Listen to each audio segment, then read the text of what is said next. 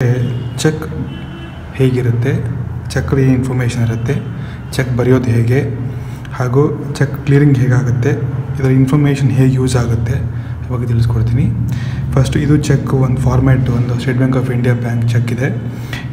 ಇದರಲ್ಲಿ ಕೆಲವು ಇನ್ಫಾರ್ಮೇಷನ್ಸ್ ಇರುತ್ತೆ, ಅದು ಏನು ಅಂತ ಎಕ್ಸ್ಪ್ಲೇನ್ ಮಾಡ್ತೀನಿ. ಮೊದಲನೇದಾಗಿ ಇಲ್ಲಿ ಬಲಗಡೆ ಮೇಲ್ಗಡೆ ನಿಮಗೆ ಡೇಟ್ ಇರುತ್ತೆ. ಈ date valid only for 3 months only. ನೀವು ಯಾವತ್ತು ಬರೀತೀರ ಚೆಕ್ಕು ಅವತ್ತಿಂದ 3 ತಿಂಗಳೊಳಗಡೆ ಇದನ್ನು ಕ್ಲಿಯರಿಂಗ್ ಹಾಕಬೇಕು. ಹಾಗಾಗಿ ಇದು ಡೇಟ್ ಮುಖ್ಯ. ಇದು ಬ್ಯಾಂಕ್, ಯಾವ ಬ್ಯಾಂಕ್ ಅಂತ ಇರುತ್ತೆ, ಇದು ಯಾವ ಬ್ರಾಂಚ್ ಅಡ್ರೆಸ್, ಯಾವ ಬ್ಯಾಂಕಲ್ಲಿ ಅಕೌಂಟ್ ಇರುತ್ತೋ ನಿಮ್ಮದು ಆ ಬ್ರಾಂಚ್ ಅಡ್ರೆಸ್ ಇರುತ್ತೆ. ಹಾಗೆ ಕೆಳಗಡೆ IFSC ಕೋಡ್ ಅಂತ ಇರುತ್ತೆ. IFSC ಕೋಡ್ ಅಂತಂದರೆ ಬೇಸಿಕಲಿ ಆ ಬ್ರಾಂಚಿಗೆ ರಿಸರ್ವ್ ಬ್ಯಾಂಕ್ ಆಫ್ ಇಂಡಿಯಾ ಕೊಟ್ಟಿರುವಂತಹ ಒಂದು ಕೋಡು. ಮೊದಲು 4 ಡಿಜಿಟ್ಟು ಆ ಬ್ಯಾಂಕ್ದು ಶಾರ್ಟ್ ಫಾರ್ಮ್ ಇರುತ್ತೆ. SBI ಏನಂತ, HDFCಗೆ HDFC ಅಂತಿರುತ್ತೆ, ICICಗೆ ICIC ಅಂತಿರುತ್ತೆ. ನಂತರ ಫಾಲೋಡ್ ಬೈ ಬ್ರಾಂಚ್ ಕೋಡು. ಆ ಕೋಡು ಪ್ರತಿಯೊಂದು ಬ್ರಾಂಚ್ಗೆ ಪ್ರತಿಯೊಂದು ಬ್ಯಾಂಕ್ ಅವರು ಡಿಸೈಡ್ ಮಾಡ್ತಾರೆ ಏನು ಕೋಡ್ ಕೊಡಬೇಕು ಅಂತ. ಬಟ್ ರಿಸರ್ವ್ ಬ್ಯಾಂಕ್ ಆಫ್ ಇಂಡಿಯಾಗೆ ಲೈಸೆನ್ಸ್ ಹೋಗಬೇಕಾದ್ರೆ ಅಪ್ಲೈ ಮಾಡಿದಾಗ ಈ ನಂಬರ್ ಸಿಗುತ್ತೆ. ಇದು ಪೇ ಅಂತ. ಇದು ಪೇ ಅಂತಂದರೆ ಯಾರಿಗೆ ಕೊಡ್ತಾ ಇದ್ದೀರಾ ಚೆಕ್ಕು ಅದು ಬರಿಬೇಕಿಲ್ಲಿ. ನೀವು ಚೆಕ್ಕು ಯಾರು ಕೊಡ್ತಾ ಇದ್ದೀರಾ ಅವರು ಓಪನ್ ಚೆಕ್ ಕೊಟ್ಟರೆ ಅಂದರೆ ಅವ್ರು ಕ್ಯಾಶ್ ವಿಡ್ರಾ ಮಾಡ್ಕೋಬೇಕಾದ್ರೆ ಇದನ್ನು ಹಾಗೆ ಬಿಡಬೇಕು. ಅಕೌಂಟ್ ಪೇ ಚೆಕ್ ಕೊಟ್ಟರೆ ಇದನ್ನು ಕಾಟ್ ಹಾಕಬೇಕು. ಅಂದರೆ ನೀವು ಅವ್ರು ಡ್ರಾ ಮಾಡೋಕ್ಕೆ ಕೊಡ್ತಾಯಿಲ್ಲ, ಇವರು ಟ್ರಾನ್ಸ್ಫರಿಂಗ್ ಟು ದಿರ್ ಅಕೌಂಟ್ ಅಂತ. ಇಲ್ಲಿ ಬಹು ಮುಖ್ಯವಾದದಂದರೆ ಈಗ ಬರ್ತಿರೋ ಚೆಕ್ಸಲ್ಲಿ ಇಲ್ಲಿ ನೋಡ್ಬೋದು ನೀವು CTC 2010 ಅಂತ ಇದೆ. ಈ ಚೆಕ್ಸ್ ಮಾತ್ರ ಈಗ ಕ್ಲಿಯರಿಂಗ್ಗೆ ಅಕ್ಸೆಪ್ಟ್ ಮಾಡ್ತಾರೆ. CTC 2010 ಚೆಕ್ ಇಲ್ಲ ಅಂತಂದರೆ ವಾರಕ್ಕೆ ಒಂದೇ ಸತಿ ಕ್ಲಿಯರಿಂಗ್ ಹೋಗುತ್ತೆ. ಪ್ರತಿ ಮಂಡೇ ಕ್ಲಿಯರಿಂಗ್ ಹೋಗುತ್ತೆ ಮತ್ತು 7 ದಿವಸ ತೊಗೊಳುತ್ತೆ. 7 ವರ್ಕಿಂಗ್ ಡೇಸ್, 7 ವರ್ಕಿಂಗ್ ಡೇಸ್ ತೊಗೊಳುತ್ತೆ ಅದು ಕ್ಲಿಯರ್ ಆಗೋದಕ್ಕೆ. ಇದು ಅಕೌಂಟ್ ನಂಬರು. ಹಾಗೆ ಇಲ್ಲಿ ನೋಡಿ, ಇದು valid up to 10 lakhs for non home branch ಅಂತ. ನಿಮ್ಮ ಬ್ರಾಂಚ್ ಅಲ್ಲದೆ ಕಡೆ 10 ಲಕ್ಷದ ತನಕ ನೀವು ಟ್ರಾನ್ಸಾಕ್ಷನ್ ಮಾಡ್ಬೋದು. ಇದು SBI ಮಾತ್ರ ಅಪ್ಲಿಕೇಬಲು, ಬೇರೆ ಬ್ಯಾಂಕಲ್ಲಿ ಈ ಥರ ಇಲ್ಲದೆ ಇರಬಹುದು ಕೂಡ, ಇಟ್ ಡಿಪೆಂಡ್ಸ್. ಹಾಗೆ ಇಲ್ಲಿ ಮಲ್ಟಿ ಸಿಟಿ ಚೆಕ್ ಅಂತ ಕೊಟ್ಟಿದ್ದಾರೆ. ಅಂದರೆ ಯಾವುದೇ ದೇಶದಲ್ಲಿ ಯಾವ ಸಿಟಿಲಿ ಬೇಕಾದ್ರೆ ಯೂಸ್ ಮಾಡ್ಬೋದು. ಇಲ್ಲಿ ಹೆಸರಿರುತ್ತೆ, ನಮ್ಮ ಹೆಸರು. ಹಾಗೂ ತುಂಬ ಇಂಪಾರ್ಟೆಂಟು ನಿಮಗೆ ಚೆಕ್ ನಂಬರ್. ಎಲ್ಲರೂ ಕೇಳ್ತಾರೆ ಚೆಕ್ ನಂಬರ್ ಅಂತ. ಇದೇ ಚೆಕ್ ನಂಬರು. ಇದು ನಿಮಗೆ 6 ಡಿಜಿಟ್ ಇರುತ್ತೆ. ಪ್ರತಿಯೊಂದು ಚೆಕ್ಕಲ್ಲಿ ಯಾವುದೇ ಬ್ಯಾಂಕ್ ಚೆಕ್ ಇಶ್ಯೂ ಮಾಡಿದ್ರು ನಿಮಗೆ ಚೆಕ್ ನಂಬರ್ ಬರೀ 6 ಡಿಜಿಟ್ ಮಾತ್ರ ಇರೋದು. ಇದಕ್ಕೆ MICR ಕೋಡ್ ಅಂತ ಕರೀತಾರೆ. ಇದು ಕೂಡ ರಿಸರ್ವ್ ಬ್ಯಾಂಕ್ ಆಫ್ ಇಂಡಿಯಾ ಕೊಟ್ಟಿರೋದು. ಇದು ಹೇಗೆ ಅಂದರೆ ಫಸ್ಟ್ 4 ಡಿಜಿಟ್ಸು ಆ ಊರಿನ ಪಿನ್ ಕೋಡ್ನ ಫಸ್ಟ್ 4 ಡಿಜಿಟ್ ಆಗಿರುತ್ತೆ.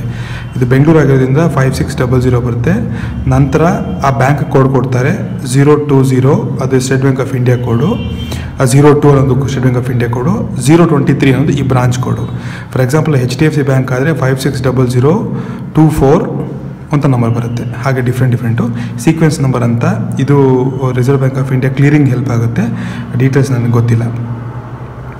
ಇದರಲ್ಲಿ ಬಹು ಮುಖ್ಯವಾದದ್ದು ಏನು ಅಂತಂದರೆ, ನೀವು ಚೆಕ್ ಬರೀಬೇಕಾದ್ರೆ ಎಲ್ಲೂ ಓವರ್ ರೈಟ್ ಮಾಡೋ ಹಾಗಿಲ್ಲ. ಅಂದರೆ ತಪ್ಪಿ ಬರೆದು ಮತ್ತೆ ಅದನ್ನು ತಿದ್ದೋ ಹಾಗಿಲ್ಲ.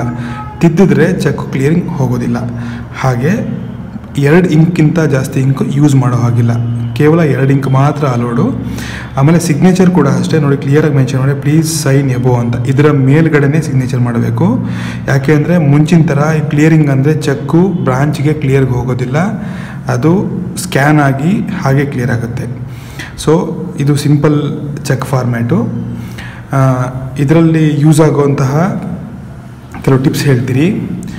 ಚೆಕ್ಕು ಬರೆಯುವಾಗ ಕ್ಲಿಯರಾಗಿ ಬರೆದು, ಫಾರ್ ಎಕ್ಸಾಂಪಲ್ ಬರೆಯುವಾಗ ಯಾರಿಗೋ ABC ಅಂತ ಬರೀತಾನೆ ಇಟ್ಕೊಡಿ, ಮುಂದಿನ ಜಾಗವನ್ನು ಕಾಟ್ ಹಾಕಬೇಕು. ಫಾರ್ ಎಕ್ಸಾಂಪಲ್ ಇವಾಗ ಡೇಟ್ ಇವತ್ತು 10/10/2016. ಸುಮ್ಮನೆ ಎಕ್ಸಾಂಪಲ್ ಬರೀತಾ ಇರೋದು. 2ABC ಬರೆದ ಮೇಲೆ ಇದು ಯಾರು ಬರೆದಿದೆ ಅಂತ ಇದನ್ನು ಕಾಟ್ ಹಾಕಬೇಕು ಈ ಥರ.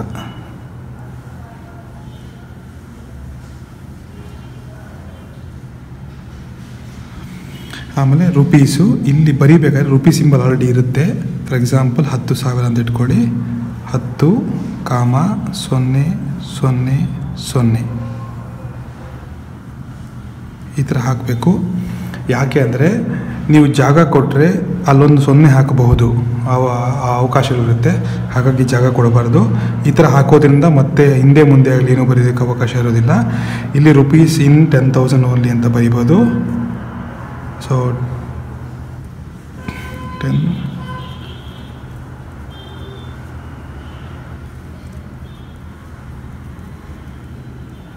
ಇದಾದಮೇಲೂ ಕೂಡ ಇದೇ ಥರ ಹಾಕಬೇಕು, ಸೊ ದಟ್ ಬೇರೆ ಯಾರು ಅದನ್ನು ಮಿಸ್ಯೂಸ್ ಮಾಡ್ಕೋಬಾರ್ದು ಅಂತ.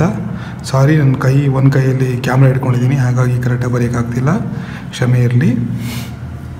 ನಂತರ ಇದಾದ ಮೇಲೆ ಅಕೌಂಟ್ ಪೇ ಅಂತ ಮೋಸ್ಟ್ಲಿ ಜನ ಇಲ್ಲಿ ಕಾರ್ನರಲ್ಲಿ ಈ ಥರ ಮಾಡಿ ಬಿಟ್ಬಿಡ್ತಾರೆ. ದಯವಿಟ್ಟು ಬರೀರಿ ಅಕೌಂಟ್ ಪೇಯಿ ಓನ್ಲಿ ಅಂತ.